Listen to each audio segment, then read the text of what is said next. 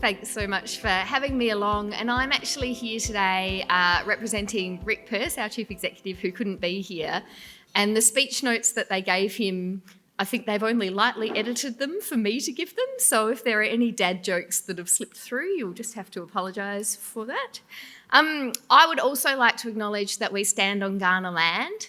I get to jump out of the cake at the beginning of things quite a lot, and one of the things that I like to do is to use my space in the world to profile Aboriginal voices. So you get some pop culture recommendations from me at the beginning of things. So my first one, for anyone who's on Twitter, I encourage you to follow @IndigenousX, which is an excellent Twitter handle, I guess, where on a rotating weekly basis, First Nations people take over the Twitter handle and tweet out all sorts of really interesting content. So highly encourage you to look at that. And it leads to my second pop culture recommendation, which is, some of you have heard me recommend it before, but I love it so much, you're going to get it again. It's the Black Magic Woman podcast, which is hosted by Mundanara Bales. And she does these fabulous conversational style chats with First Nations people from around Australia. And the one in particular that I'd call out is the one with Dr. Anita Heiss, who has a new book out at the moment. And it's like going to brunch with the friends you really want to hang out with, and I'm totally fangirling about them.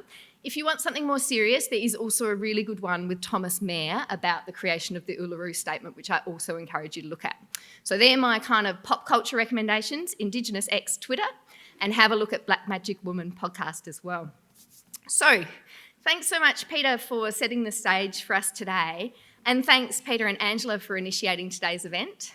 Really, this forum represents a passion I know of Angela's to connect policy to practice. And I think it's something that we know we need to do better at and that we're really working on. So it's wonderful to have so many people in the room today to try and build those connections more strongly.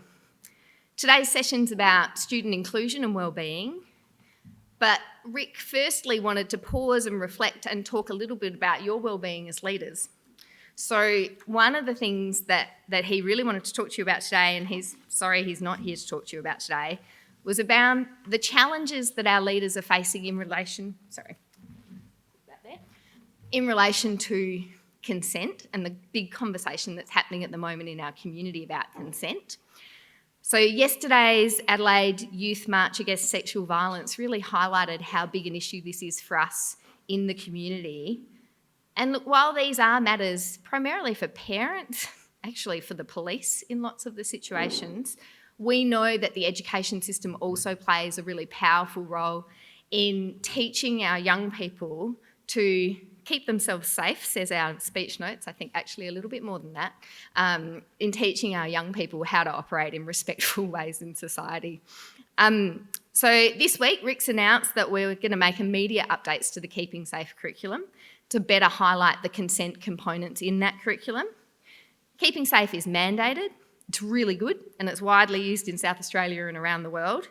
But we want to make sure that you have the support you need to implement it, including improved access to training. And so we're doing a bit on that as well. It's also, he also announced that there's going to be a planned review to make sure that the content remains relevant to today's young people. Because I think there is something about the fact that life is moving on for kids much faster than we certainly experienced. He also committed to make available to every teacher great practice, support and guidance to help schools deliver the existing Australian curriculum with greater clarity and confidence. And I think we've all heard the stories of teachers who find it hard to deliver some of that AC content. That is, it can be really challenging. And so how do we give them the confidence to deliver that better? And then in my division, actually, we'll be working on refreshing our expert advice to families on how to talk with children at home about these questions. And we'll be engaging with students to ask them, actually, how do you want to get this information? I presume it's not a milkshake video, but we will confirm. So, look, we expect that the community's focus on this issue is actually going to lead to more reports in schools. I worked at Defence when this became an issue at ABFA, and as profile raises, people become braver and bring out these issues. So it's not a bad thing. It's a sign that things are turning and getting better, but it is going to be hard. And I really want to recognise that for you as leaders, that this will bring hard times for you in your schools. So we're going to support you in your continued work to create a culture which makes young people feel safe in bringing up these issues. And look, they're tricky matters and there's just no easy solutions. Rick particularly wanted to call out Sez Green at Adelaide High and the work that she has been doing in navigating this space. She's been graceful and courageous in addressing this. So I just think we need to pause and reflect and also acknowledge that all of you are dealing with these issues in some ways, and it's really important that you look after yourself in that space. And so Rick finally wanted to say that he's just extended the funding for the My Wellbeing program, which has extensive tools to support you in supporting your own wellbeing and that of your staff. So if you hadn't had a look, have a look. It's actually pretty good. So that's what I wanted to say about consent. Now on to my second favourite topic, 1 in 4 reforms. Sorry, early learning strategy is going to outdo it and I'm getting there. But the 1 in 4 reforms are really the focus of today's forum. So the theme for today, from policy to practice, is really timely. We've got lots of new work underway on this, but it's about how we connect the work in the centre so that it is supporting people on the ground doing the work. Darren Humphreys, who's our lead on reform in EYCD in partnership with Ian May, Lindley Page, Sarah Anstey and the rest of the team, have recently held 18 workshops with 150 leaders and staff from across the system to really dive into this question of how we support students with functional needs. They've shaped up 10 projects. That's why Darren's so tall, because we just keep putting more projects on top of him, and that we'll be delivering over the next 3 years to improve these. If you'd like to know more, I encourage you to reach out and talk to Darren, Ian or Lindley, who are Lindley, Darren, Ian, all here, to get in touch. But the work is about, he doesn't need to stand up, he's so tall. The work is about the 1 in 4. And I know Angela and I have had a few conversations about why are we using this language 1 in 4? What's this random thing you keep talking about? So the 1 in 4 refers to the 1 in 4 kids in our classrooms who have functional needs that need to be supported to access their learning, right? So why do I make a big deal about it? Why have I insisted that we call it this? Because the thing about saying 1 in 4 is it makes it really obvious to everybody that it's everybody's business. So when I started in my role, one of the things I noticed is that when we started talking about students with a disability or students with a functional need, I would end up not sidelined, but in a different conversation about special options. And I'd be like, but only 15% of our students with a disability are in a special option, right? Like actually, the really big conversation is happening about these 85% of kids who are in our mainstream classes. And so for me, I think there's something really important, and you guys aren't actually the audience of this message because you're here because you know that inclusion is everybody's business. But for me, there's something really important about sending a message to everybody in the system that actually the idea that we need to support all students, that inclusion is something that happens in every classroom, is really powerful. So that's why we call it the 1 in 4. So you can't ignore the question of the 1 in 4. It's literally 1 in 4 kids in every classroom. In my son's classroom, 1 in 4 of those kids have some kind of functional need.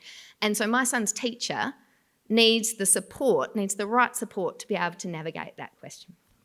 So what's our vision? Our vision, as you know, is for a world-class education system in South Australia which will have growth for every child and young person. Every child and young person. And our goal is for every child and student with functional needs to be able to demonstrate that growth and skill achievement, set them up for a thriving life beyond. We want parents and carers to be satisfied that their child's educational needs are being met. Parents are partners in all of our work, but they're particular partners in work with these kids. And we want to make sure that our teachers are supported to build capacity and capability to teach children with functional needs. The work has shifted. This is no longer the work of special educators. This is the work of educators.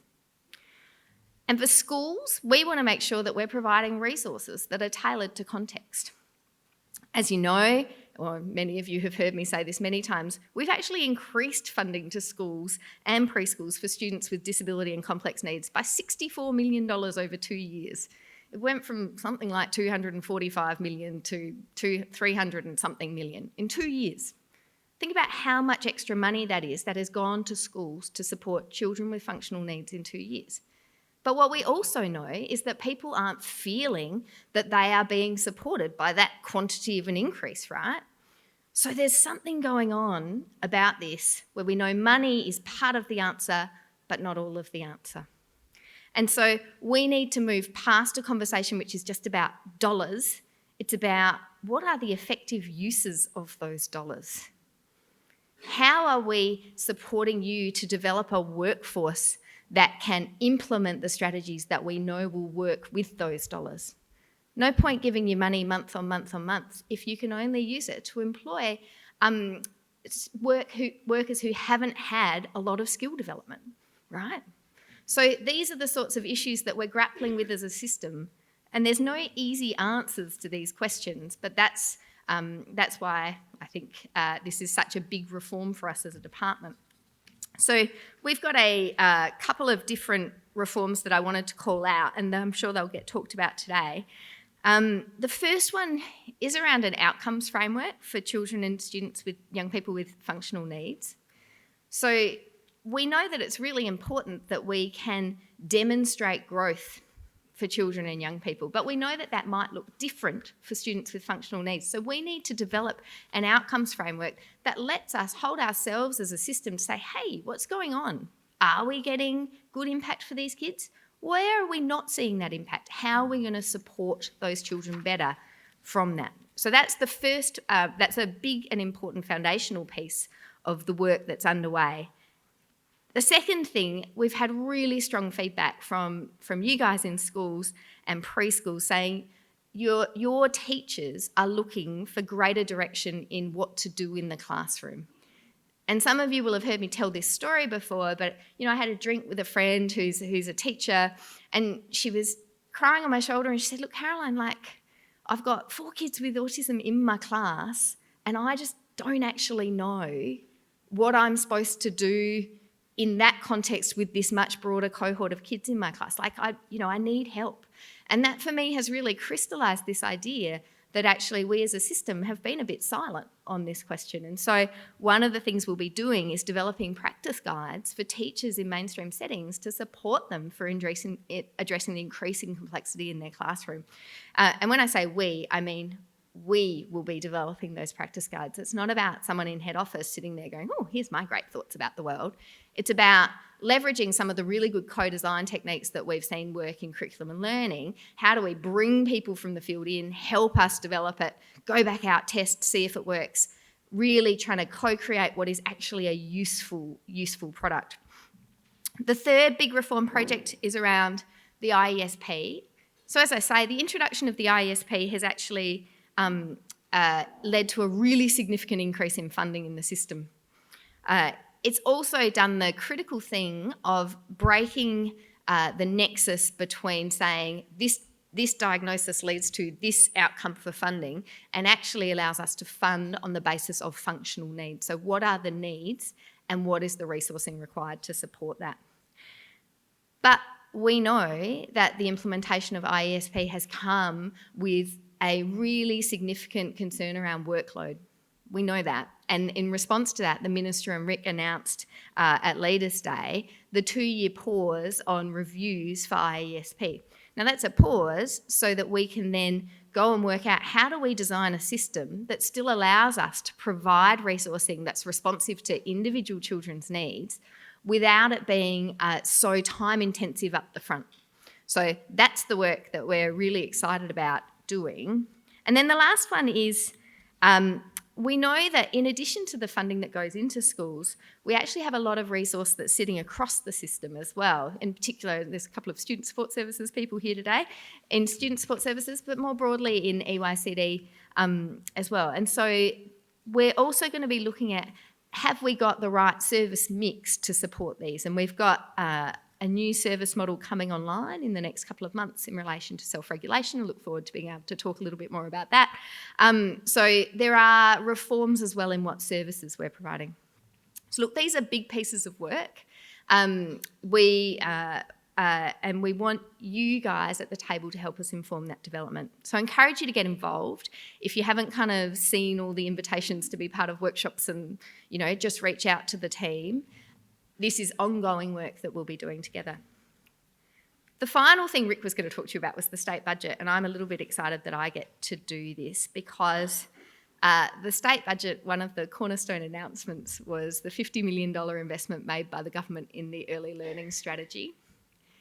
It's fair to say that everyone has said for a long time that we need to do something about what's happening in the early years, that we haven't had as a whole of government a consistent, coherent approach to supporting kids in those first 1,000 days, that we need to do better, because what we know is that the kids roll up to school and that they haven't had all of the supports that they need in advance of that.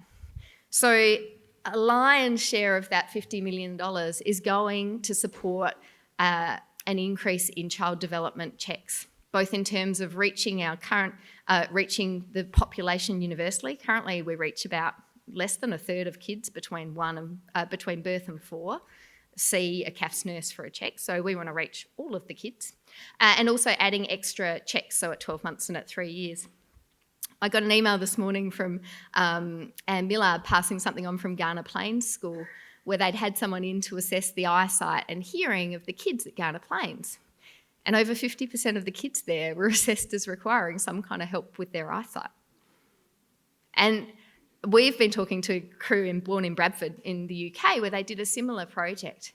So when we think about the really profound impacts that poor eyesight would have on your ability to engage in your learning, the ability to reach every child in their first 1,000 days before they come to preschool and connect them with the service, the response that they need, this is a long-term investment. When we talk about early intervention, this is early intervention, and I'm incredibly proud that we have a minister who went to Cabinet to bat for this enormous amount of money, that we have a CE who can hold it with his colleagues to get that money directed in this way, and of the team who delivered this work. It is a game-changing investment. And accompanied by that investment is the fact that education is going to be taking on responsibility for leadership of the universal early years system through the creation of a new office for the early years, which will be led by the head of the office for the early years. And if you're good with acronyms, that's the Hoofty will be leading that. Looking forward to that. And that's a really exciting role. We're nationally recruiting at the moment. It's going to be the person who goes and sits down with DHS, sits down with CAFS, sits down with non-government partners and says, hey, how are we getting coverage before kids hit preschool? What is going on in that system? How do we make sure that we are seeing every kid? Because at the moment, we are not. So that is a really exciting part of the initiative. A second really exciting investment that's coming under the early learning strategy is the investment that we're putting in preschool quality. So we know we have wonderful preschools in South Australia, but consistency is the question. And I think it's fair to say that we have underinvested in our executive level in a leadership of the early childhood system.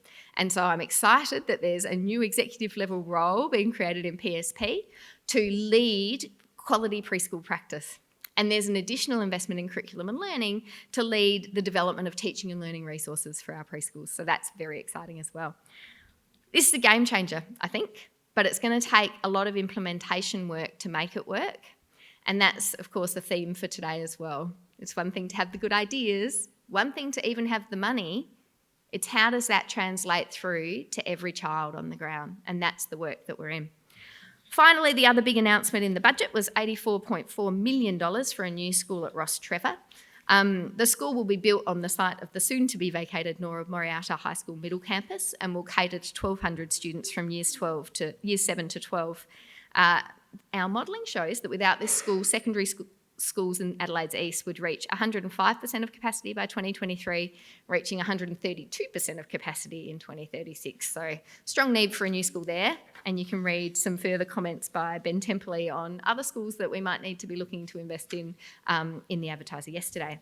So that's 5 new public schools that have been built in South Australia in the last kind of 2 or 3 years: Whyalla, Aldinga, Anglevale, Goolwa, and now Ross Trevor. We're a growing system. So look, thanks so much. I know that your time away from your school and preschool is precious. I'm really grateful that you're making the time for today's conversation, and I look forward to hearing the outcomes. Thanks a lot.